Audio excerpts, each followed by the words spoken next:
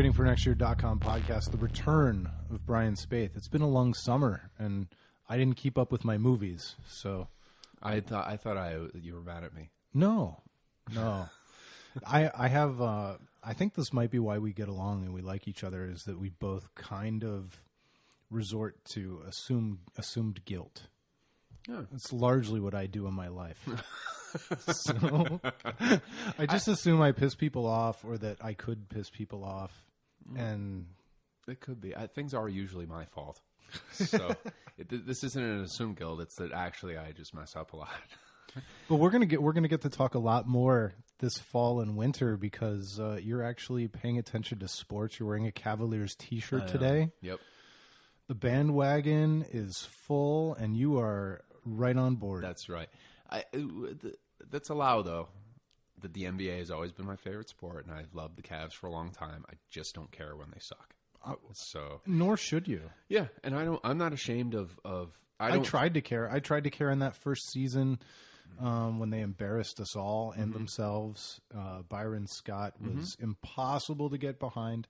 Chris Grant was like people make fun of Corey Kluber for being a robot.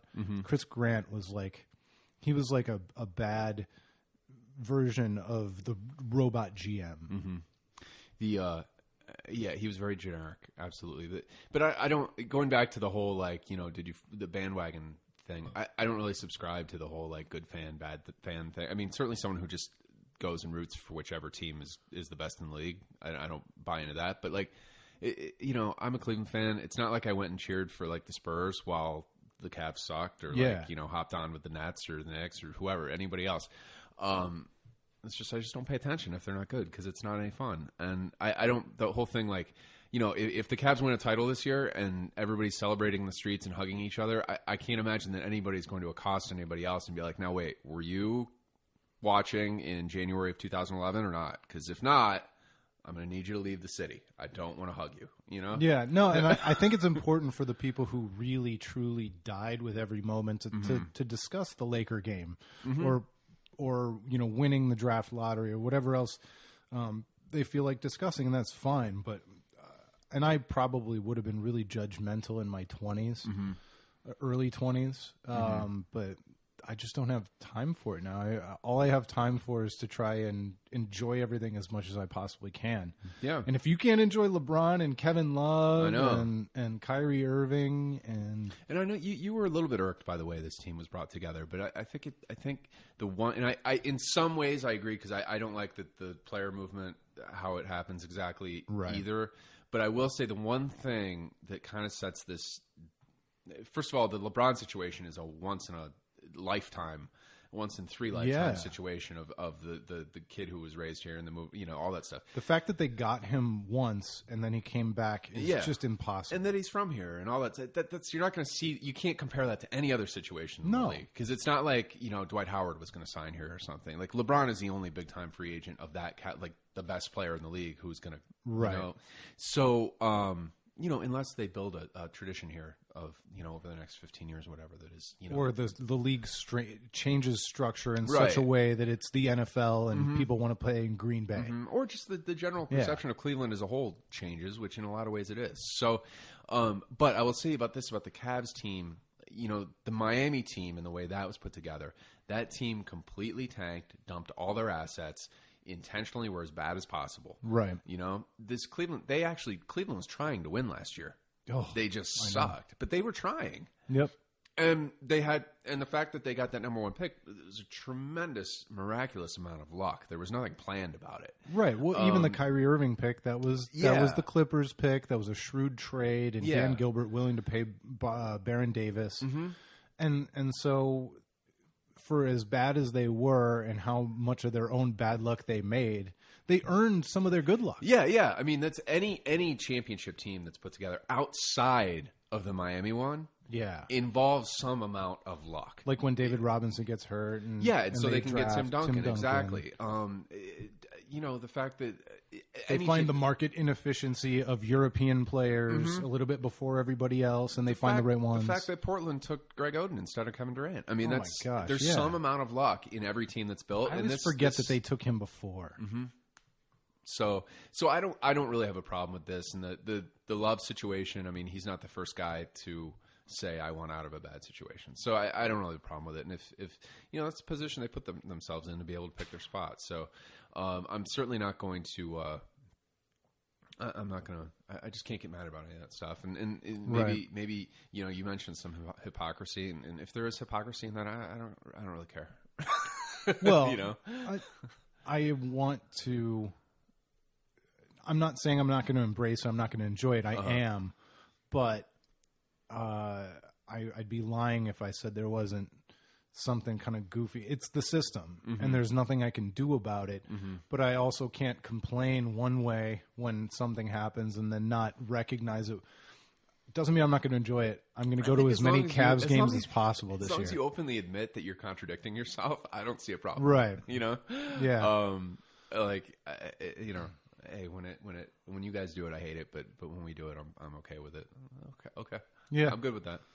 That's life is full of things like that. Yeah. Just full of it.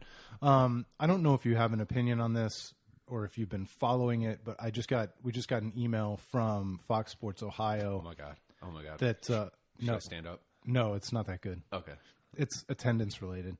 Which team? Indians attendance. Okay. Nobody wants to talk about Indians attendance anymore. And I don't want to, run through all the tropes again.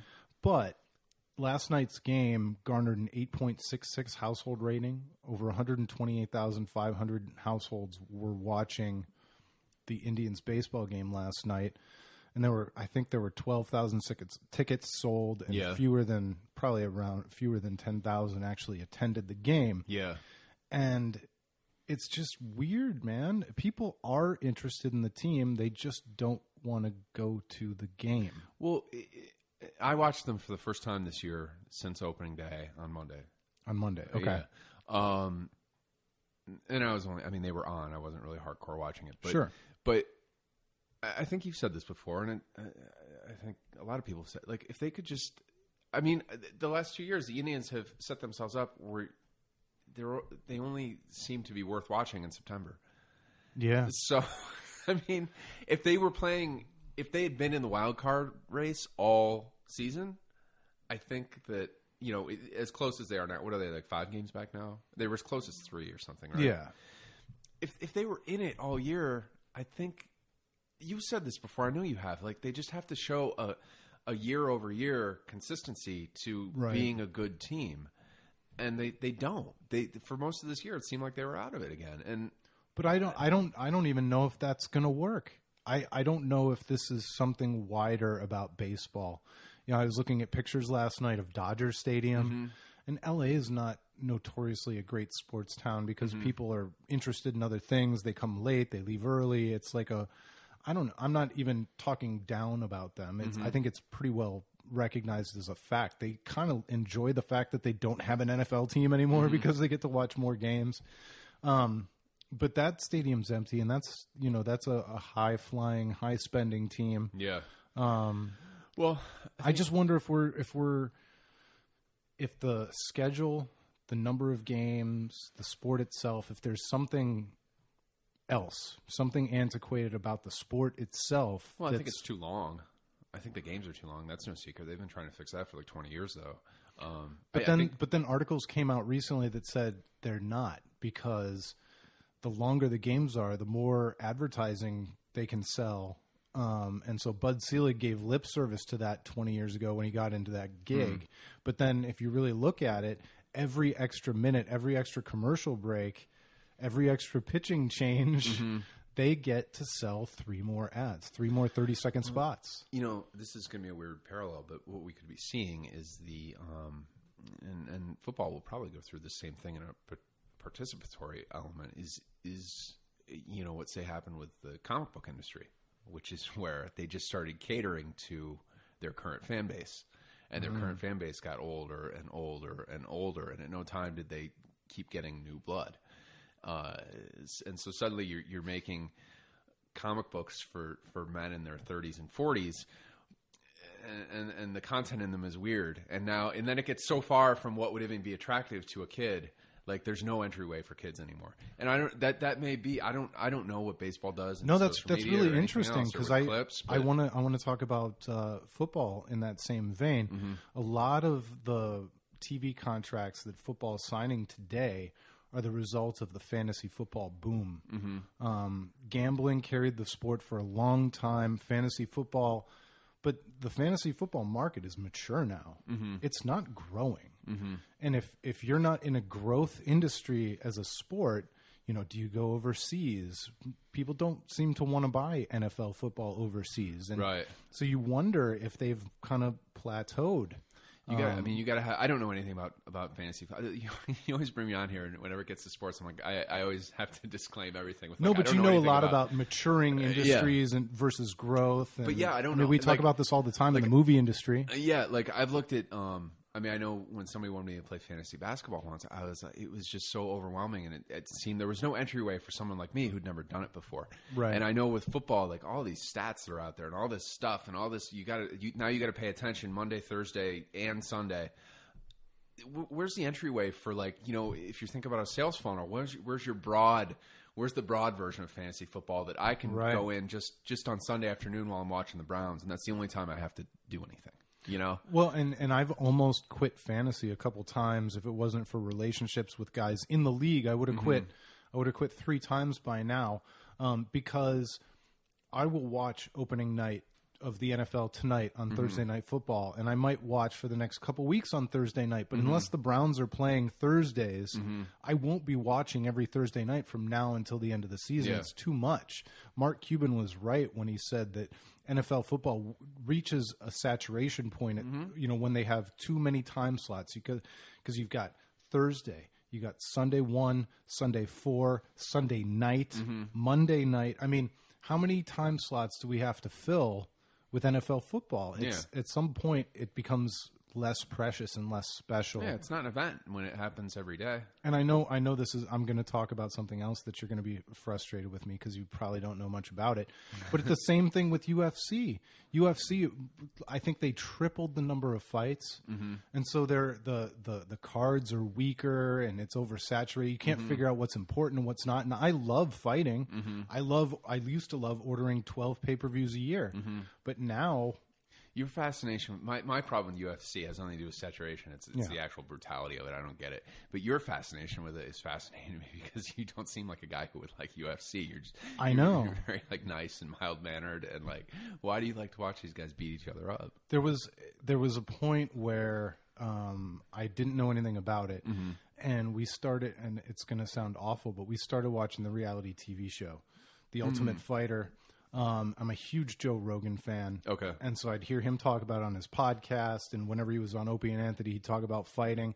And all of a sudden I realized that only half the fights are these big, kind of brutish jockey guys who want to beat each other's faces in. The Brazilians are all about the martial arts aspects and the holds and grips. and it's the grapple. It's not so much the punching and the bludgeoning. Right. I don't blame anybody for having a soft stomach for bludgeoning and the slobber knocker. Yeah. But I started to see kind of more of the wrestling and the science in it, and it became more fun once I understood more about it. I see. And so, but it can be really, really brutal. The big bloody, punch fests aren't my favorite fights. Right.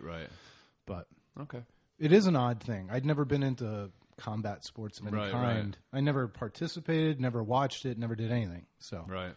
All right. So what were we talking about? Lots of things. This is the Oh yeah, fantasy sports. So I would actually love a simple fantasy sport thing that was no more complicated than Twitter, Right. Hey, pick 5 guys, and those are your guys this afternoon. Let's see if you win. I don't know, whatever. Basketball, I would certainly do that if there was something that simple out there. When there's a website that advertises like crazy all over sports talk radio called FanDuel. Yeah. And it's 1 week fantasy sports. Oh, really? But it's for money. It's like a whole thing. So I'm not a big gambler. So I somehow I knew that about you already. We must have talked about it at some point. I just don't. Still have not been to the Horseshoe Casino. You haven't? No. It's very claustrophobic, and it's. Did you? Did you see? You did. I saw it because you mentioned it on your Scene podcast. That sculpture they want to put up. Yeah. Well, I don't. The dice. It's for anybody who hasn't seen it. It's Rock Gaming owns a casino, and they want to put a sculpture together where they put dice on top of poker chips in the middle of like a lawn somewhere. Yeah. It just looks like a stock photo or something. It does. It's so generic. And it's like, I was talking to somebody else about this, and they made the comparison. It's like something you'd put in your lobby of the casino, but not in public space it's something around. You'd sell in a cheesy gift shop next to the casino. I don't know, but it's not like a piece of art. It's not like, and like somebody I was talking to about this yesterday said, like Sherwin-Williams doesn't put up a statue of a can of paint. If they were going to put a piece of art in the city, it would be a piece of art. Yeah, and that's what they did. They contracted GV Art to come up with that design. Right. And I'm sure they said, make it really colorful and pretty, and we're going to put our logo in the corner. Yeah. And it's perfect. That's what you do. But how would you, all right, we agree that their sculpture is really awful. What would you do? Well, first of all, I think do you know the space over there that this right? sits Yeah, they in? tore the building. Yeah, there was an older building there that he tore out. So you can make like a nice little, I guess you'd call it a mini park alcove in there or something, some kind of square. And I think it'd be cool to have some kind of sculpture there, certainly. But one, I don't think it should be like a sculpture that's in honor of gambling. No, because I don't think that's really. Look, a sculpture should be like kind of a gift to the city or something that adds to the culture of the city. And I don't think that, promoting gambling as a Statue of Liberty does not have a French flag on it. Right. It's not yeah, exactly. Yeah. You're right. The casino is trying to mark their territory. Yeah. More than they're trying to like. So, okay. So even if you say, somehow it has to be evocative of gambling, it has to have some kind of gambling. No. We're onto it. It needs to be a really pretty fountain with a plaque that says casino on it. Or donated by the Horseshoe Casino or something. Yeah, I mean, that's what it needs to be. But I'm saying even if you're going to get still pretty stupid with it, if it somehow has to be evocative of gambling, it should still be a piece of art. Right. It should be, I don't know, something that is historically significant in gambling. I don't know. Whatever. At least make it art. Don't make it like something back that to looks the riverboat, the riverboat card players. It looks like a giant paperweight. Yeah, it does. I mean, it's just so stupid looking. And I feel like we've already spent. I'm just so annoyed. Yeah, they can't possibly do it. No, they can't approve it. I mean, they can't. And I just, it just. I mean, just for the record, Brian is now holding his own head. I'm trying to figure out the meeting. I'm trying to picture the meeting in the Horseshoe or wherever it took place, where they're like, well, here's what we came up with. It took us 2.5 minutes. And I feel like Dan Gilbert drew that. And so what about, I don't know if I've ever told this story on here. When I was in LA, I somehow lucked, I think I've probably told you this story. Okay. So I moved to LA a long time ago, and somehow in my first 2 weeks there, I ended up in a meeting with the producer of Forrest Gump pitching a live action movie version of Monopoly. Okay. And it doesn't matter how I got there. It was very exciting. I was like, oh, well, this was easy. Here, I'm going to go make $100 million movies. So the concept I came up with was to make it a kid's film that like basically had this kind of live action cartoon version of the game board that was like a city, and the central of the whole thing was this huge like train station in the middle, so that you would have the railroads running out all four sides, just like on the game board, and all this stuff. And every element of it was incorporated in the story really organically. And the villain of the piece, and remember this is the early 2000s, so this would be a little more timely back then, he was a Donald Trump parody named Ronald Rump. And basically the story was that Ronald Rump came in and he was buying up everything and basically scammed Mr. Monopoly, the top hat guy, out of his fortune. Mr. Monopoly at the start is a very selfish guy. Okay. So when he loses all his money to this cartoonish version of Donald Trump, he's out on the streets, the poorhouse, which again is right from the game, and meets up with these two kids who help him out and help him find his good self, help him regain his stature with the people, and thus vanquish Ronald Rump from the Monopoly land. I forget what I called it. Basically, pretty but there are lots of cool action sequences, like with the trains and all this crap. So I go in and I basically pitch that, and I don't remember the story exactly, but I pitched that. It was like a sweet pitch. It was like 5 to 8 minutes that just laid out the story. Bam, bam, bam, bam, bam. I had sketches of like all this stuff, and I'm like, how do they not make this movie, right? So the guy's like, plus it'd be funded by Parker Brothers. I mean, it's all it's all there. Perfect, yeah. And it'd be toy tie-ins and cartoons. There'd be all kinds of Monopoly turns into a video game. Exactly. Here we go, and totally family friendly. Okay, sure. Without being stupid.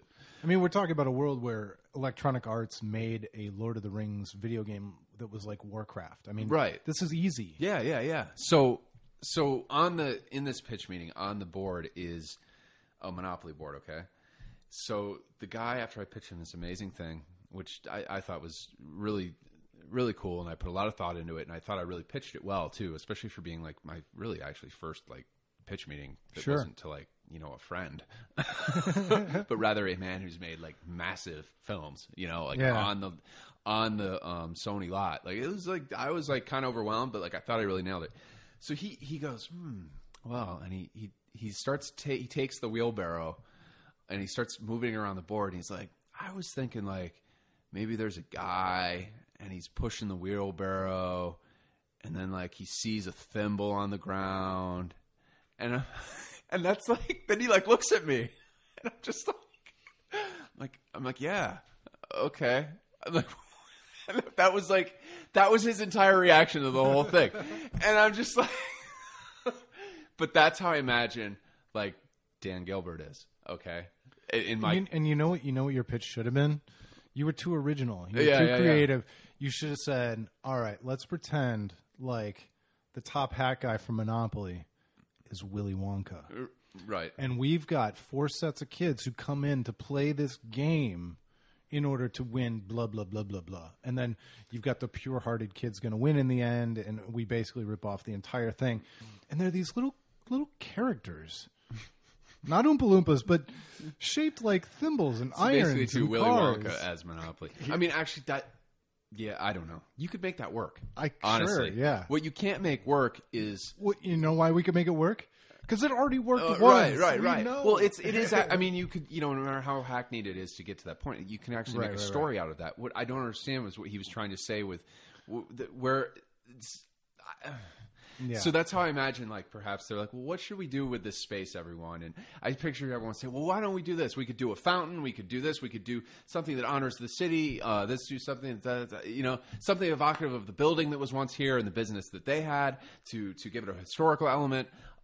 Something that'll tie this over to that. All these ideas. And like, Dan Gilbert's like... something that's not tone deaf. Something that says, people were critical of the fact that we wanted to bring restaurants inside the place, so we're going to set up a special place where food trucks can come set up and people can walk in and out. Like a food park, or a food truck, like parking place, something. Right. Or we're going to build a corner restaurant and we're going to invite guest chefs in to treat the city because something. That's it. Everybody's pitching ideas like that. And Dan Gilbert's like, well, I was thinking, what if there were like 3 big chips and just like a die on top of it? Yeah. And everyone's just like, oh. And he's like, all right, let's do it. And that's how we got there. But it's I can't conceive it will be approved. I mean, I just can't imagine. Well, and I'm not anti-park, but who would visit that park? Like, if you don't have, there's no reason to go to that park. No, there's not, especially since they put that land bridge in so to keep people off the street. Right. I mean, it's really, really bizarre. I saw the picture of it. So you listen to the Scene podcast. I just saw the headline. I don't listen. I listen to the Scene podcast every day. It's awesome on iTunes. No, man, that's so. Yeah, that was horrendous. Really, they should be embarrassed if that gets out. I mean, I'm speechless over it. It's just so I've been really bad at keeping up with movies this summer. I dropped the ball. Have you kept up? No, not really. I just, I said at the start of this summer, I thought it was a terrible summer for movies. Yeah. And, but I didn't even see Guardians yet. You really need to see that. That I know really I do. That's what I've heard. Yeah, it's really good, and it's I mean, you can see the business it's doing. It's the highest grossing movie of the year. I mean, it's really fun. It's too bad because Captain America was really good too. It was. What do you mean it's too bad? Well, it seems like they put Captain America early. I don't know. I guess it's not too bad. I think they're fine with Captain having America. The two highest grossing movies of the year. Yeah, I guess Marvel's they're probably doing all right. fine with that. I was thinking the other day, I don't even remember if I saw that Transformers movie or not. I have no recollection of whether I saw it. Yeah. I feel like you could take the 4 Transformers movies and take various pieces of all of them and edit them into one movie, and it would play exactly the same. You did see it because you talked about Mark Wahlberg to us. Yes, and the perverted relationship with his daughter. That's right. That's right. And the date rape card that the guy pulled out or something, or the rape laws. Or whatever, and then statutory rape laws. I think we talked about promise rings and father-daughter dances. Yeah. You're right. I did see it. I saw that. We need to put this on the back of the DVD case. I did see that. Brian Spade. Yeah, I think I did see that. So I saw and then I saw Guardians 3 times. So that's pretty crazy. Yeah. Did you take different people to see it, or by yourself all 3 times? No, I was with people all 3 times, which is usually I go at least once by myself. So, but I really haven't. I think I saw a couple other things, but nothing. There was nothing. I saw the Planet of the Apes movie. Did we talk about that one? Yeah, I think we did. Yeah. I like that one. Yeah, I love that. I thought it was really good. But and then the other thing we wanted to talk about today was Instagram. Yeah, I'm really into Instagram now. Which is weird because I'm kind of going through the same thing where I've got a renewed interest in it, and it's not new. Right. Instagram's not new, but there's just something about it right now, and maybe it's the maturation of the other networks, Twitter and Facebook, that's got me more interested in Instagram. Yeah, I don't know. It feels like a safer place. It is. It's nicer. I think it's a more positive environment overall. Which is a weird thing to say. I'm sure there's dark corners of Instagram somewhere. Oh, I'm sure. Search various hashtags. I'm sure you can find it. But it seems to be at least the parts I see of it. It's people.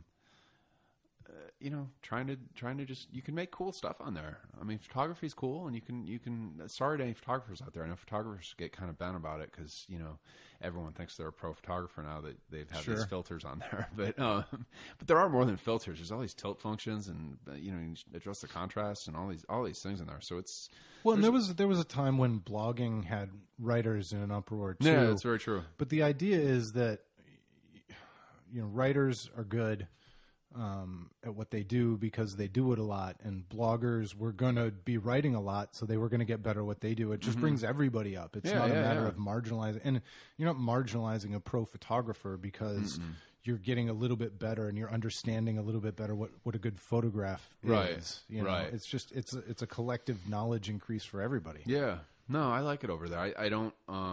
Stupid photographers keeping people off their bandwagon. And Twitter, I don't know. I mean, I've just been bored by Twitter for a while. Maybe my words are going other places these days. It was an angry place for a while, and then it's become an overreactionary place.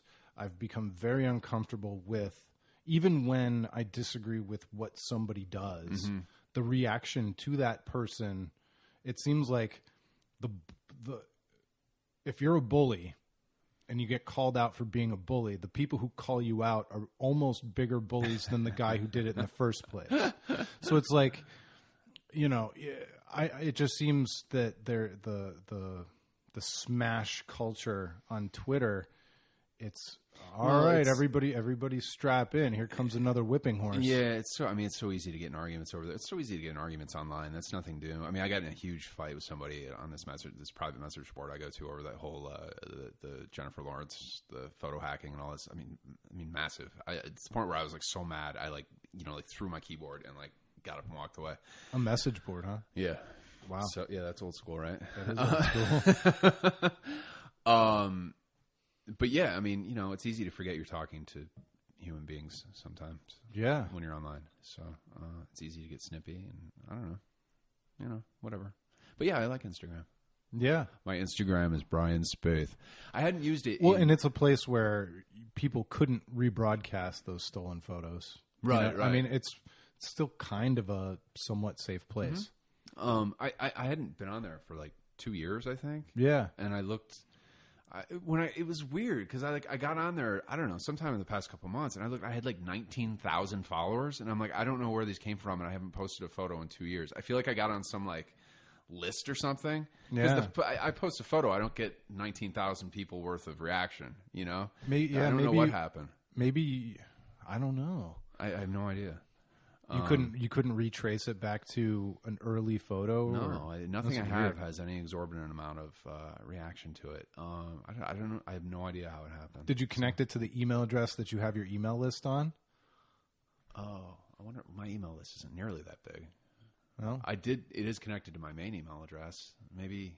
But that's again, weird. I don't. It's very strange. It almost bothers me because I'm like, this isn't. What tells me when Facebook friends join? Yeah. Or start following me on. But I'm like, this Instagram. number isn't representative of like what's happening here. It looks like I don't know. So what are you doing on there now? Well, I've actually been using it with 2 accounts. There's one that's mine, and I haven't done that much there. Just because I've been using it for something else that I'm working on that I don't really want to talk about that much yet, which I believe you know about. So I've been using it in 2 places. So secrets. Stay tuned. Yeah. It will actually be revealed at some point. It's not the Monopoly movie. It's not that. Well, it is. It's the touching story of a man with a wheelbarrow who finds a thimble. His adventure. See, and that story that reminds me of the Kevin Smith told the story about. I can't remember what movie he was pitching, but the guy wanted a giant mechanical robotic spider. It was when he was on when he pitched Superman. Okay. Yeah, and that Superman Lives or whatever. Yeah. And that spider got repurposed by that producer for Wild Wild West. Yep. With Will Smith. Yeah. So I felt bad. I thought that made Will Smith look bad, but it really wasn't his fault. It was on paper it looked like a good idea. But it just didn't really work. I meant Kevin Smith's story about the mechanical spider. Oh. Yeah. Because Will Smith got this repurposed like thing. Yeah. Wild Wild West is like that movie actually like it's a good background noise movie. Yeah. But there's some real weird things in there. Like I will never forget that movie because it was a social buffer for me. The first I was an intern at an internet company in Cambridge, Massachusetts, and they took a company trip. And this was the high-flying internet days, so they were willing to take interns as well. Mm-hmm. We went to a casino in Connecticut, Foxwoods, and they put us up in a hotel room, but they just randomized who you were roomed with. Mm-hmm. You know, men with men, women with women, but that was it. And so there was a guy that I was rooming with from Northern Virginia office who I'd never met, knew nothing about, and I woke up from a nap, and he was there watching Wild Wild West. And I was like, hey, so I meet this guy for the first time, and thankfully Wild Wild West was on. Right. Watching Will Smith. Like, hey, Will Smith. My mystery roommate social buffer, as we got to know each other in the most awkward way possible. Oh, man. Yeah. That's what happens when you day drink. Anyway. I guess so, yeah. You call them, quote, naps. Yes. Exactly. Anyway. So what else is going on? I'm really excited about the Cavs. I'm really excited. So yeah, me too. I hope I can talk. Are you excited about the Browns? Because you were going to follow the Browns last year, and I always follow them for the first game. Yeah, and then they always lose, so then I lose interest. I mean, I'll watch them Sunday. They play sure. Sunday, right? Yep, at 1:00. I'll watch. I don't know if I'm going to be able to watch them. Why? Because Because Raycom is fighting with DirecTV. Oh, CBS really? doesn't come in here right now. They'll work that out. I don't know. So I might have to go to a friend's house. Yeah. This kind of stuff drives me crazy. Yeah. It doesn't serve the end user. I don't know. I mean, I'll watch them, but I don't expect much out of them. I really wish they would have kept. I wish they'd keep anybody. Like just first year head. Staff. What do they want? Like it's like they're searching for the magical first year head coach who's perfect already. When anybody would tell you, I don't know anything about football, but whatever. Any job, you need some time to adjust. I don't think anybody thought anything. I'm probably retreading stuff you guys wrote on your site 100 times over. No, it's fine. But I don't think anybody really thought last year was all on Chud. No. I mean, it was quarterback play as much as anything. Because look, I mean, as I remember it, the defense was always worn down at the end of the game. Yep. And that was because the offense couldn't stay on the field. They had no running back. Yeah. Jason Campbell was playing. Brandon Weeden was playing. Yeah. And yeah. It seems simple to me. I don't see how any of that was his fault. Maybe he just had a personality conflict with Haslam. What's funny, though, because he had a personality, there's some reason that they chose to fire him. Mm-hmm. And Joe Banner and Mike Lombardi are the ones who fired him, and then they hire the new guy, and then they get fired. And it's just, I mean, I don't blame the national sports media for going, what a cluster, what a joke. Right. And now Pettin looks like he should be fired. Well, yeah, we'll see about that. But what are they going to do if they suck this year? But what I wrote. That's what I wrote in my preview. Is that I don't dislike Pettin. Mm-hmm. I think he seems like a decent enough guy. He might be an okay coach. It's really hard to believe that Pettin, Jim O'Neill, and Kyle Shanahan are an upgrade over Chud, Norv Turner, and Ray Horton. Right. They just. And why they back themselves up against the wall all the time is beyond me. I don't know. It's very strange. Maybe they just make so much money it doesn't matter. But that's true. I feel that that Haslam had to have seen Dan Gilbert's dice sculpture, and we'll be having we'll have a nice sculpture of like an oil drum outside the Browns Stadium. Oh soon. No. my artistic ode to fracking. Yeah, it's just that. It's 3 chips with a dice on top. All right, last but not least, everybody else is talking about it. We might as well see if we can do anything original or funny about it. Josh Gordon is going to spend his season selling cars. He got a job in an auto dealership down in Alliance or Medina area, really? And that's the way he's going to spend his season. Is it like a marketing deal he made with somebody? He's not actually selling cars. He's just going to be there every day, like hanging out. I think he'll sell cars in a marketing kind of way. Is he suspended without pay? Yes. Oh, okay. He's losing, I believe, 900 and some thousand in pay, and I'm presuming that's money he needs. That just shows you how much money auto dealers have. Yeah. I mean, because I'm sure he's not doing that for like $1,000 a month or something. No, I'm assuming. I'm making it up, but I'm assuming it's like $100,000 marketing deal or $200,000. That's a lot of money. It's a ton of money. What dealership is it? That's a good question. I can't remember. It's not one that I heard of.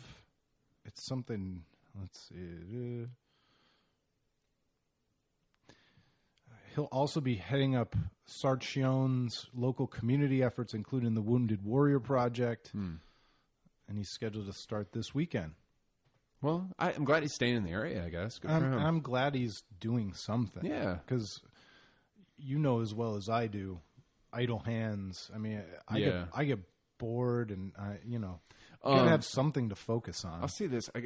I was hoping it was my car dealership where I got my car, but I don't think it is because it's down in Medina. It's like Medina's over. Or something. Menor? Which one is... Medina's the one that's south, right? South, yeah. Okay, yeah. Mine's in Medina. Anyway, I got an email from them on my birthday some weeks back. And I was really excited because they're like, happy birthday, Brian, and the subject line. I figure I'm getting like a free detail job or at least an oil change or, I don't know, maybe they'll wash it or something. Nothing. It's just happy birthday and... Customer touches, Brian. Yeah, we wanted to remember you, or we wanted you to know that we remembered. And I'm like, first of all, nobody remembered. I mean, come on. But they can't give me, like, anything? Yeah. I would have driven there for a free oil change. Why not? Sure. I just feel I was really disappointed. Because to me, it was a waste of my time. It's funny. Some people appreciate those extra touches. Would you? No. Yeah. No, of course not. I don't like when people I know call me on my birthday. I know. So that's me too. I used to tell people my birthday was on Christmas so that nobody knows. I'm like always happy when my birthday comes and nobody writes anything on Facebook because like it's not public. So that just tells you how many people actually remember. See, Facebook doesn't bother me because that's like whatever. I don't like when people put stuff on my wall. I want to delete. I told you this. I want to delete everything. Delete everything. Yeah, I want to disappear. I don't want to be. The only reason I want to be on Facebook is to see other people's stuff, not to post my own that much. I don't know. It's probably a phase. I'll delete everything and then I'll like be like, oh no, why did I do that? It's probably a healthy phase to go through. I want to disappear into my secondary Instagram thing. That's what I want to do. I want to fold everything in there and disappear. Well, we'll keep covering it as the year goes along. The only place I'll appear is on this podcast. So now that I'm not mad at you anymore, I'm happy we're able to come back on the pod. Great. We're 1 month. We're less than a month from training camp. What? Oh, Cavs training camp. What? Training camp to me is Browns. Yeah, I know. Spring training is baseball. I guess they do call basketball training camp, don't they? Mm-hmm. The Cavs are going to take over the city. Just they be are. prepared. It's going to be amazing. Yeah. They're going to be the story of the NBA. It's going to be. Love has never played with any good players. Kyrie Irving's never played with any real good players. No.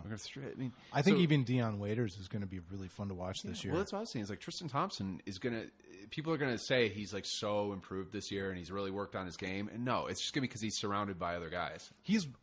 I think he's better than Drew Gooden. Mm-hmm. But Drew Gooden looked pretty good playing next to LeBron too. Yeah. All you got to do is be able to cut to the hoop and catch a pass. And you will look amazing. Carlos Boozer used to do it. Andy used to do it. Like, if you can move without the ball and go to the hoop, you're going to look great. Oh, man. But Thompson, I always said his perfect role was as the fifth best guy on the team. Yeah. So we'll see how he thrives in that role now. And who would have thought that we'd have a chance to see him as the fifth best player in the Cavaliers even 5 months ago? Oh, I know. It's amazing. It's all really right. fun. Well, until next time, thanks so much for coming on, Brian. Goodbye. It's been the waitingfornextyear.com podcast.